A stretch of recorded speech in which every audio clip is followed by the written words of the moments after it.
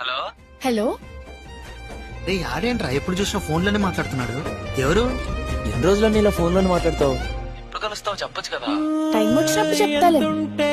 ఏంటంట దూరాలు రెక్కల్లా అయిపోతే పాదాలు ఉన్నాయా బంధించే దారాలు ఊహల్లో ఉంటుంటే ప్రాణాలు అరే నింగిలోని చుక్కలే కిందకొచ్చి చేరితే అవి నీకు ఎదురు నిలిపితే ఉండిపోవ ఇక్కడే జాబిలీటు చేరెను పొరపాటు నానియో అంతే